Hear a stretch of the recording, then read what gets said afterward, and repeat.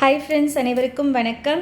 இந்த வீடியோ பதிவில் நம்ம எஸ்பிஐயோட ரீசெண்டாக வந்த கிளர்க் நோட்டிஃபிகேஷனோட முழு வீடியோ தான் நம்ம பார்க்க போகிறோம். ஸோ என்னென்ன ஸ்டேட்ஸ்க்கு வந்து எவ்வளோ சீட் அலோகேட் பண்ணியிருக்காங்க, நம்ம பர்டிகுலராக வந்து சென்னைக்கு எவ்வளோ பண்ணியிருக்காங்க, டோட்டல் வேக்கன்சி எவ்வளவு, ஏஜ் லிமிட்டு, எத்தனை டைப் ஆஃப் எக்ஸாம் எல்லாமே வந்து டீட்டெயிலாக பார்க்கலாம் நம்ம. சரிங்களா? ஸோ இதுவும் வந்து ஆன்லைன் அப்ளிகேஷன் தான். ஓகேங்களா? நீங்கள் ஆன்லைனில் போயிட்டு நியூவாக ரிஜிஸ்டர் பண்ணிவிட்டு நீங்கள் 6/8/2025 26/8/2025 இந்த அப்ளிகேஷன் வந்து உங்களுக்கு ஓப்பனில் இருக்கும். நீங்கள் ஆன்லைன் ரிஜிஸ்டர் பண்ணி நீங்கள் பே பண்ணிவிட்டு நீங்கள் என்ன பண்ணிக்கலாம், ரிஜிஸ்டர் பண்ணிக்கலாம். ஓகேங்களா? ஸோ இது வந்து junior associate customer support and sales, அதாவது கிளர்க் அப்படின்ட்டு சொல்லுவாங்க. எஸ்பிஐ கிளர்க் நோட்டிஃபிகேஷன் தான் இது. ஸோ நம்மளுடைய தமிழ்நாடுக்கு வந்து, அதாவது சென்னை தமிழ்நாடுக்கு வந்து எவ்வளோ வேக்கன்சி கொடுத்துருக்காங்கன்னா 380 வேக்கன்சி கிட்ட கொடுத்துருக்காங்க. சரிங்களா? டோட்டல் வேக்கன்சி பார்த்திங்கன்னா ஓவரால் வந்து 5180 வேக்கன்சி கிட்ட வந்து டோட்டல் வேக்கன்சி வந்து இது. ஓகேங்களா? நம்ம பர்டிகுலராக நம்மளுடைய தமிழ்நாடுக்கு வந்து 380 வேக்கன்சி கிட்ட கொடுத்துருக்காங்க. சேம் ஐபிபிஎஸ் கிளர்க் மாதிரியே தான் வந்து உங்களுக்கு எக்ஸாம் பேட்டர்னுமே இருக்கும். ப்ரிலிம்ஸ் மெயின்ஸ் இருக்கும். இன்டர்வியூ வந்து இதில் கிடையாது. ஓகேங்களா? இன்டர்வியூ வந்து எஸ்பிஐ கிளர்க்குக்கு இன்டர்வியூ இல்லை. ஸோ நீங்கள் ப்ரிலிம்ஸ் மெயின்ஸ் நீங்கள் கிளியர் பண்ணிட்டீங்கன்னா அதில் இருக்க கட் ஆஃப் வச்சே வந்து நீங்கள் உள்ளே டைரெக்டாக போயிடலாம். ஓகேங்களா? ஸோ நெக்ஸ்ட்டு பார்த்தீங்கன்னா இதனுடைய ஏஜ் கேட்டகரி பார்த்திங்கன்னா நார்மலாக எப்பயும் போல் சென்ட்ரல் கவர்மெண்ட் எக்ஸாமுக்கு வந்து எப்படி இருக்குமோ அதே மாதிரியே தான். 20 இயர்ஸ்லேருந்து 28 இயர்ஸ்க்குள்ளே ஜென்ரல் கேட்டகரிக்கு இருக்கணும். ஓகேங்களா? அதாவது ஜென்ரல் ரிசர்வேஷன். ஓகேங்களா? அவங்களுக்கு அவங்க டேட்டே மென்ஷன் பண்ணியிருக்காங்க பாருங்கள். Must have been born not earlier then. So 2/4/1997. ஓகேங்களா? இதுக்கப்புறமா நீங்கள் பிறந்தவங்களாக இருக்கணும். நாட் லேட்டர் தென் எப்போனா 1/4/2005 அப்புறமா நீங்கள் பிறந்திருக்கக்கூடாது. இதுக்குள்ளே நீங்கள் பிறந்திருக்கணும். ஓகேங்களா? ஸோ இப்படி இருந்தீங்கன்னா ஜென்ரல் கேட்டகரி. ஏஜ் ரிலாக்ஸேஷன் வந்து ஒவ்வொரு கேட்டகரிக்கும் கொடுத்துருக்காங்க.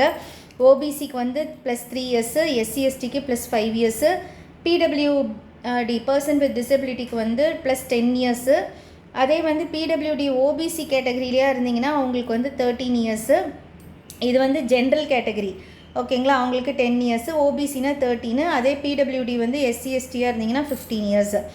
ஸோ எப்பயும் போல் தான் எக்ஸ் சர்வீஸ் மேனுக்கு வந்து அந்த ஏஜ் ரிலாக்ஸேஷன் கொடுத்துருக்காங்க. அதே மாதிரி அந்த விடோ டிவோர்ஸ்டு விமன் அவங்களுக்குலாம் வந்து 7 இயர்ஸ் அப் டு 35 இயர்ஸ் வந்து ஜென்ரல் இடபிள்யூஎஸ்க்கு, 38 இயர்ஸ் வந்து ஓபிசிக்கு, 40 இயர்ஸ் வந்து எஸ்சிஎஸ்டிக்கு.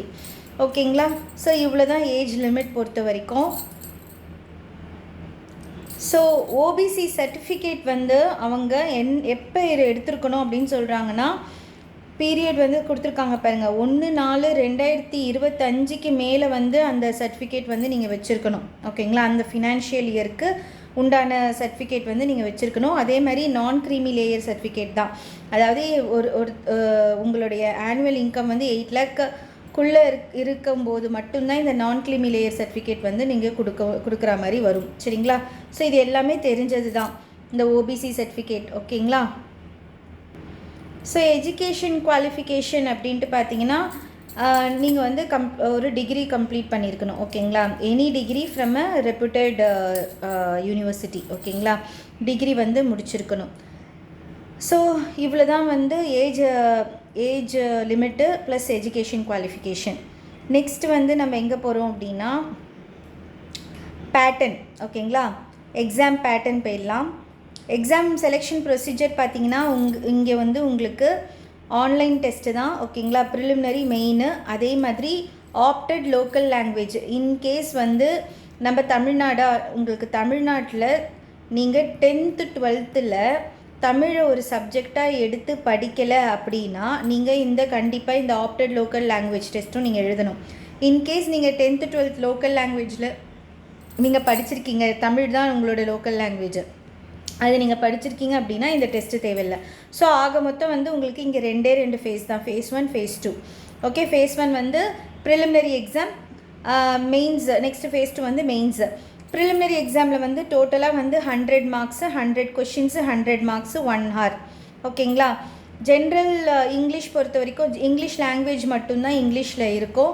மற்ற நியூமரிக்கல் எபிலிட்டியும் ரீசனிங்கும் வந்து உங்களுடைய ஓன் மீடியம் வந்து நீங்கள் எடுத்துக்கலாம். ஓகேங்களா? உங்களுடைய இப்போ தமிழ் மீடியம்னா நீங்கள் தமிழில் இந்த கொஷினை வந்து நீங்கள் சூஸ் பண்ணிக்கலாம். ஓகேங்களா? ஸோ எல்லாத்துக்குமே ஒவ்வொரு கொஷினும் ஒவ்வொரு செஷனுக்குமே வந்து உங்களுக்கு டைம் டியூரேஷன் இருக்கும். ஓகேங்களா? அதாவது நீங்கள் இங்கிலீஷ் முடித்தோடனே அந்த செஷன் வந்து க்ளோஸ் ஆகிடும். ஓகே, அதுக்கப்புறமா நியூமரிக்கல் எபிலிட்டி, அப்புறமா ரீசனிங் எபிலிட்டி, இந்த மாதிரி மூணு செஷனுக்குமே தனித்தனியாக வந்து டைம் டியூரேஷன் இருக்குது. நம்பர் ஆஃப் கொஷின் பார்த்தீங்கன்னா இங்கிலீஷ்க்கு 30, நியூமரிக்கல் எபிலிட்டிக்கு 35, ரீசனிங்க்கு 35, எல்லாத்துக்குமே 20 மினிட்ஸ், டோட்டலாக 1 ஹார். ஓகே, நெகட்டிவ் மார்க் பொறுத்த வரைக்கும் 0.25 வந்து ராங் ஆன்சராக இருந்தீங்கன்னா நெகட்டிவ் மார்க் உங்களுக்கு கிடைக்கும். ஓகேங்களா? அதே மாதிரி இங்கே நம்ம கிளர்க்குக்கு வந்து உங்களுக்கு செஷன் கட் ஆஃப் இருக்கும். இங்கே செஷன் கட் ஆஃப் கிடையாது. ஒவ்வொருத்துக்கும் செஷன் கட் ஆஃப் கிடையாது. ஓகேங்களா? Session wise marks will not be maintained. ஓகேங்களா? செஷன் கட் ஆஃப் கிடையாது. ஸோ உங்களுக்கு ஓவராலாக வர அக்ரிகேட் மார்க் தான், டோட்டல் மார்க்லேருந்து ஸ்கோர் பண்ணுற மார்க்ஸ் தான் வந்து அவங்க கட் ஆஃப் மார்க் தான் வந்து அவங்க எதுக்கு எடுத்துப்பாங்கன்னா மெயின்ஸுக்கு எடுத்துப்பாங்க. ஓகேங்களா? புரியுதுங்களா? ஸோ ஈச் இதுக்கு வந்து உங்களுக்கு செஷன் கட் ஆஃப் கிடையாது. ஓகே, இது நல்லா இது வந்து நீங்கள் தெரிஞ்சுக்கணும். எஸ்பிஐ கிளர்க் பொறுத்த வரைக்கும் செஷன் கட் ஆஃப் கிடையாது. நெக்ஸ்ட்டு வந்து மெயின்ஸ் எக்ஸாம். மெயின்ஸில் பொறுத்த வரைக்கும் சேம் உங்களுக்கு எஸ்பிஐயில் இருந்த அதே பேட்டர்ன், ஐபிபிஎஸ்சில் இருந்த அதே பேட்டர்ன் தான் இங்கேயும். ஆனால் number of questions and timing மட்டும் உங்களுக்கு டிஃபர் ஆகுது. ஓகேங்களா? So number of question GK வந்து 50 மார்க்ஸு, டைம் வந்து 35 மினிட்ஸு. இங்கிலீஷ் 40 மார்க்ஸு, டைம் வந்து 35 மினிட்ஸு. ஆப்டிடியூடும் ரீசனிங்க்கும் வந்து 100 கொஷின் கேட்குறாங்க. அதோடைய மார்க் மட்டும் உங்களுக்கு 1 மார்க் இங்கே வந்து 1.25 மார்க் கிட்ட ஆட் பண்ணுறாங்க. ஸோ அப்போ வந்து 60 மார்க்ஸ் கிட்ட வருது.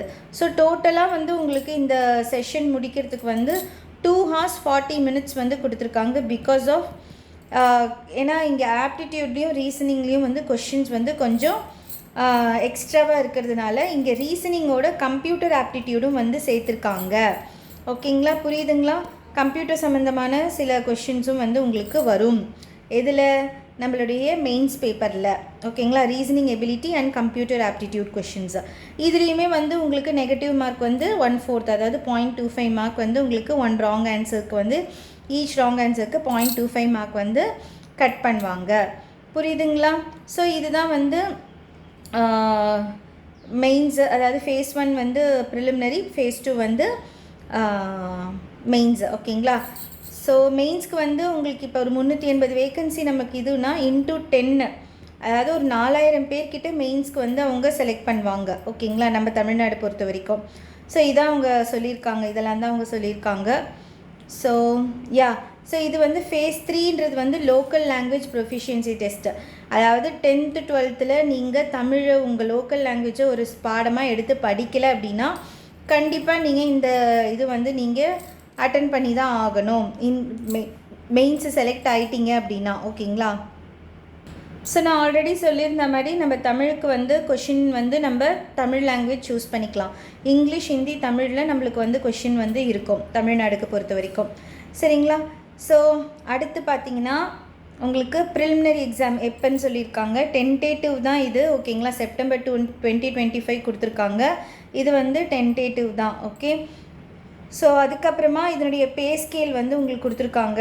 ஸ்டார்டிங் பேசிக் பேவே வந்து உங்களுக்கு வந்து 26,730 ப்ளஸ் அலோவன்ஸ்லாம் சேர்த்து வந்து உங்களுக்கு கிட்டத்தட்ட ஒரு 35 to 40 வந்து நீங்கள் ஸ்டார்டிங் பேவே நீங்கள் வந்து எடுப்பீங்க. ஓகேங்களா? அதுக்கப்புறம் அப்ளிகேஷன் ஃபீஸ் பார்த்தீங்கன்னா எஸ்சி எஸ்டியாக இருந்தீங்க அப்படின்னா உங்களுக்கு வந்து எந்த ஃபீஸும் கிடையாது. ஜென்ரல், ஓபிசி, இடபிள்யூஎஸ் பீப்புளுக்கு மட்டும் அப்ளிகேஷன் வந்து 750 which is non-refundable. ஓகேங்களா? ஒன்ஸ் நீங்கள் பே பண்ணிட்டீங்கன்னா அவ்வளோதான். ஸோ அது வந்து non-refundable. ஸோ எல்லாமே சொல்லியாச்சு. ஸோ இது ஒவ்வொரு வாட்டியுமே இந்த ஆன்லைன் அப்ளிகேஷன் நீங்கள் ரிஜிஸ்டர் பண்ணும்போது நீங்கள் புதுசாக வந்து அக்கௌண்ட் ஓப்பன் பண்ணுற மாதிரி தான். அதாவது ஆல்ரெடி லாகின் பாஸ்வேர்டு இருக்குது அப்படின்னா நீங்கள் அந்த மாதிரி பண்ண முடியாது. திருப்பியும் நீங்கள் க்ரியேட் பண்ணிவிட்டு தான் நீங்கள் லாகின் பண்ணணும். ஓகேங்களா?